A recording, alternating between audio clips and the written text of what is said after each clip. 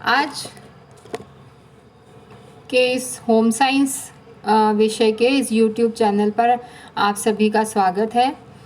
और आज जो इस वीडियो में हम अध्ययन करने जा रहे हैं वो हम अध्ययन कर रहे हैं कि ह्यूमन बॉडी के अंदर जो टिश्यूज़ पाए जाते हैं, ऊतक जो पाए जाते हैं, उसका हम अध्ययन कर रहे हैं।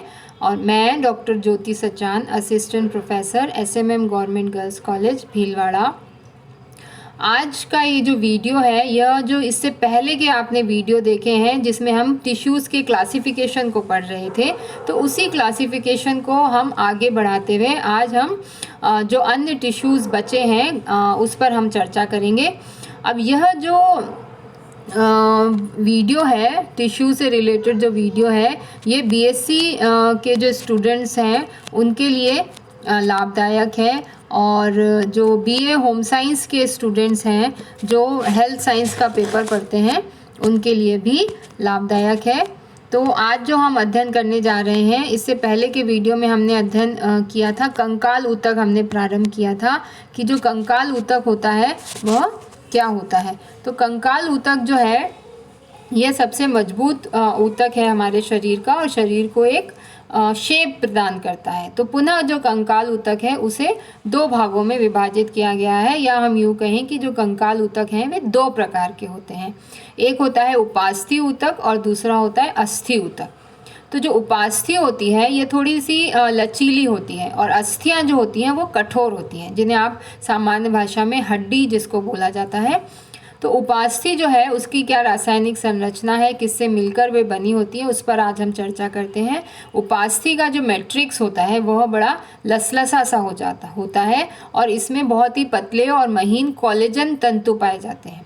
अब ये जो कोलेजन तंतु हैं ये कोलेजन फाइबर्स होते हैं, और ये कोलेजन नाम की प्रोटीन से बनते हैं। और इसके मैट्रिक्स की रचना एक प्रकार के प्रोटीन से होती है जिसे कॉन्ड्रीन बोला जाता है। तो उपास्थि ऊतक का जो मैट्रिक्स होता है उसमें कॉन्ड्रीन नाम का प्रोटीन पाया जाता है, और इसमें जो कोशिकाएं पाई जाती हैं उसे कॉन्ड्रियोब्लास्ट कहा जाता है। और कोशिकाओं के चारों तरफ एक द्रव भरा हुआ रहता है, उसका द्रव का भरा हुआ आवरण होता है जिसे लेक्यूना कहा जाता है, और प्रत्येक लेक्यूना में 2 से 4 तक की कोशिकाएं होती हैं। और इन मैट्रिक्स में रक्त वाहिनियाँ नहीं पाई जाती हैं, परंतु वाहिनी युक्त उपास्थि आवरण जो है वो पेरिकॉर्डियम से ढका हुआ होता है। और इस प्रकार की जो ये उपास्थियाँ होती हैं, ये उपास्थियाँ जो होती हैं ये हमारा जो बाह्य कर्ण है कहाँ पाई जाती हैं उसके एग्जाम्पल हम पढ़ रहे हैं। जैसे आपने देखा है आपका जो कान होता है, कान जो है वह हड्डी का नहीं बना हुआ होता है, वह उपास्थि का बना हुआ होता है। और आपने ये भी देखा है जो कान जो होता है वो बहुत लचीला होता है, उसको आप मोड़ सकते हैं। तो इस तरह से जो कर्ण का जो बाह्य कर्ण वाला भाग है वो इस उपास्थि का बना होता है। इसी तरह से नोज़ जो आप अगर हाथ लगा के देखेंगे कि नोज़ जो होती है उसमें भी बोन नहीं है, वो भी कार्टिलेज की बनी हुई होती है। इसी कारण से आप उसको थोड़ा हिला सकते हैं। इसके साथ ही श्वास नली जो है वहाँ भी कार्टिलेज का पार्ट होता है। और श्वास नली जो है, जब हम श्वसन तंत्र का चैप्टर पढ़ेंगे तो वहाँ पर आप इस बात का अध्ययन करेंगे कि जो श्वास नली होती है, ट्रैकिया जिसको कहा जाता है, तो उस ट्रैकिया में हाफ रिंग के समान छल्ले पाए जाते हैं, और वो छल्ले की जो है लगभग 6 इंच तक के एरिया में वो छल्ले होते हैं, और वे जो है उपास्थि के बने होते हैं, और वो इस ट्रेकिया या श्वास नली को पिचकने से रोकते हैं। तो इस प्रकार श्वास नली में भी ये उपास्थि पाई जाती है। इसके अलावा स्टर्नम जो है, स्टर्नम ये वो संरचना है जो पाई जाती है पसलियों में। और इसके अलावा जो अंतर कशेरुकी स्थान होते हैं, जो वर्टिब्रल हमारे जो मेरुरज्जु है, जो रीढ़ की हड्डी है, रीढ़ की हड्डी या स्पाइनल कॉर्ड जिसके अंदर से निकल रही है, तो उस रीढ़ की हड्डी में कशेरुकाएँ पाई जाती हैं। तो कशेरुकाओं से मिलकर वो रीढ़ की हड्डी बनी हुई होती है। तो उन कशेरुकाओं के बीच बीच के जो स्थान होते हैं जिसे इंटरवर्टिब्रल स्पेस कहा जाता है, वहाँ पर ये कार्टिलेजेस पाई जाती हैं। तो ये जो कार्टिलेजेस होती हैं ये लचीली होती हैं, और जिस प्रकार बोन जो होती है हार्ड होती है, उस तरह से ये कार्टिलेजेस नहीं होती हैं, ये लचीली होती हैं। इसके बाद हम अध्ययन करते हैं दूसरा जो कंकाल ऊतक होता है वो होता है अस्थि ऊतक। अस्थि जो है, जैसा कि आपने पहले भी पढ़ा हुआ है, अस्थि जो है ये हमारे शरीर के कंकाल तंत्र का निर्माण करती हैं। और इस ऊतक की जो कोशिकाएं होती हैं, वे कोशिकाएं जो होती हैं वो ऑस्टियोब्लास्ट के नाम से जानी जाती हैं। जिस तरह से उपास्थियों में कॉन्ड्रियोब्लास्ट होती हैं, वैसे यहाँ पर ऑस्टियोब्लास्ट सेल्स होती हैं। और ऑस्टियोब्लास्ट जो होती हैं वो कठोर मैट्रिक्स में स्थित होती हैं, अर्थात इसका जो मैट्रिक्स होता है वह कठोर होता है। इसके विपरीत उपास्थि का जो मैट्रिक्स होता है वह बहुत लसलसा सा होता है, और इसके मैट्रिक्स में कैल्शियम और फास्फोरस के लवण पाए जाते हैं, जिसके कारण यह कठोर हो जाता है। और सामान्य भाषा में हम ये जानते भी हैं कि अस्थियां जो हैं, अस्थियों का निर्माण किससे होता है? कैल्शियम और फास्फोरस के लवण से। तो ऑस्टियोब्लास्ट मैट्रिक्स में स्थित जो स्थान होता है बीच में, उसे लेक्यूना कहा जाता है। और लेक्यूना एक दूसरे से पतली नलिकाओं से संबंध रहती हैं, जिसे कैनालिक्यूली के नाम से जाना जाता है। अस्थि के मध्य में एक गुहा होती है जिसे अस्थि मज्जा या बोन मैरो कहा जाता है।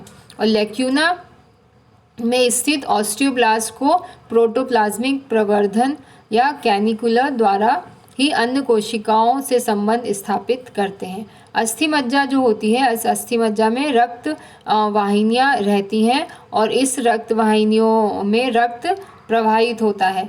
और अस्थि जो है सभी जीवित कोशिकाओं में जो अस्थि होती है, यह यहाँ से रक्त जो है, रक्त नलिकाएं जो इसमें उपस्थित होती हैं, उनके द्वारा जो अस्थियों के अंदर जो कोशिकाएं होती हैं, उन्हें पोषक तत्व जो डिफ्यूज़न के द्वारा प्रदान किए जाते हैं, वे इन रक्त नलिकाओं द्वारा प्रदान किए जाते हैं। क्योंकि रक्त के बारे में हम अध्ययन आगे के चैप्टर में हम ये अध्ययन करेंगे कि रक्त जो है पूरे शरीर में परिसंचरण का कार्य करता है, और परिसंचरण में शरीर में पोषक तत्व और जो गैस होती है, ऑक्सीजन, कार्बन डाइऑक्साइड, इनके संवहन का कार्य करता है। तो इस प्रकार जो अस्थियों के अंदर कोशिकाएं पाई जाती हैं, उन कोशिकाओं को पोषक तत्व जो है इन रक्त वाहिनियों द्वारा प्रदान किए जाते हैं। इसके अतिरिक्त जो ये बोन है, बोन को अगर वर्टिकल इसको काटा जाता है तो इसके अंदर एक सिस्टम पाया जाता है जिसे हेवर्सियन सिस्टम के नाम से जाना जाता है। हेवर्सियन सिस्टम में हेवर्सियन कैनाल भी होती है जो इसके आंतरिक संरचना का निर्माण करती है। तो इस प्रकार जो बोन होती है, यह बोन अत्यधिक मजबूत प्रकार का ऊतक होता है और शरीर को सहारा प्रदान करता है, शरीर को सुरक्षा भी प्रदान करता है। और यह जो बोन होती है, इस बोन के अंदर जो कोमल अंग हैं उनको सुरक्षा प्रदान करता है। जैसे हमारे मस्तिष्क को सुरक्षा प्रदान करता है, क्योंकि अस्थियों से बना जो स्कल होता है, जिसे हम खोपड़ी कहते हैं, उसके अंदर मस्तिष्क स्थित होता है। तो इस प्रकार ये मस्तिष्क की सुरक्षा करता है। इसके अतिरिक्त शरीर के अन्य कोमल अंग जैसे फेफड़े, किडनी और हृदय, इस तरह के कोमल अंगों की यह सुरक्षा करता है जो वक्ष गुहा में स्थित होते हैं। इसके साथ ही अभी हम जो अध्ययन कर रहे थे कि जो अस्थियां हैं, अस्थि के अंदर अस्थि जो होती हैं, इसके अंदर ऊतक, बोन मैरो जिसको हम बोलते हैं, अस्थि मज्जा जिसको हम बोलते हैं। तो अस्थि मज्जा जो होती है, यहाँ पर जो लाल अस्थि मज्जा है, उस लाल अस्थि मज्जा में रक्त कणिकाओं का निर्माण होता है। रक्त कणिकाएं जो होती हैं, जिन्हें आरबीसी बोला जाता है, डब्ल्यूबीसी होती हैं, तो उन रक्त कणिकाओं का जो निर्माण है वो इस अस्थि मज्जा में होता है। तो आज हमने अध्ययन किया कि जो कंकाल ऊतक हैं वे कितने प्रकार के होते हैं और उनका शरीर में क्या कार्य है और ये कहाँ कहाँ पाए जाते हैं, उसका आज हमने विस्तार से अध्ययन किया। इसके पश्चात हम अध्ययन करेंगे अगले वीडियो में तरल संयोजी ऊतक जो है वे क्या होते हैं, उसका अध्ययन हम अगले वीडियो में करेंगे। धन्यवाद।